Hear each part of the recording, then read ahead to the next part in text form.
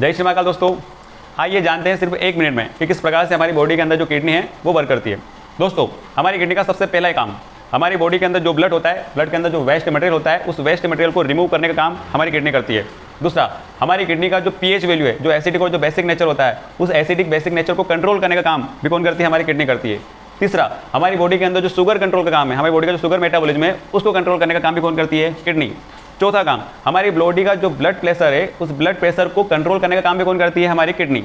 पांचवा सबसे इंपॉर्टेंट जो वर्क है, हमारी रेड ब्लड जो सेल्स होते हैं, उस रेड ब्लड सेल्स को बनाने के लिए जिस हार्मोन्स की नीड होती है, उसको भी कौन सेक्रेट करती है? हमारी किडनी। छठा, हमारी बॉडी के अंदर जो विटामिन डी होता है, उस विटामिन डी के लिए जिस हार्मोन्स की नीड होती है, वो भी कौन सेक्रेट करती है? हमारी किडनी।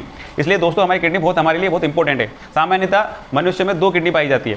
किडनी की जो लेंथ होती है वो होती है लगभग 10 सेंटीमीटर, और जो किडनी की जो ब्रीथ होती है वो होती है लगभग 6 सेंटीमीटर, और जो किडनी की मोटाई होती है वो होती है लगभग 4 सेंटीमीटर। तो आइए देखते हैं कि किस प्रकार से हमारी जो किडनी है वो ब्लड को प्योर करती है। दोस्तों, सबसे पहले जो इम्प्योर ब्लड होता है वो सबसे पहले एंट्री करता है रीनल आर्टरी के थ्रू किडनी में, और किडनी में एंटर करने के बाद यहाँ पहुँचता है कई सारे नेफ्रॉन्स, लगभग 10 लाख से भी ज़्यादा नेफ्रॉन्स हमारी किडनी के अंदर होते हैं। वो सारे नेफ्रॉन के पास हमारा ब्लड पहुँचता है। नेफ्रॉन ब्लड को प्योर कर देता है, उसकी मेथड हम बाद में समझेंगे। नेफ्रॉन ब्लड को प्योर करने के बाद प्योर ब्लड को पहुँचाता है मेडुला में। मेडुला में कई सारे मेडुल बना होते हैं। मेडुला में पहुंचाने के बाद जो भी वेस्ट मटेरियल होता है, वो पूरा का पूरा वेस्ट मटेरियल जो होता है वो आ जाता है पेल्विस में। कहाँ जाता है दोस्तों? पेल्विस में।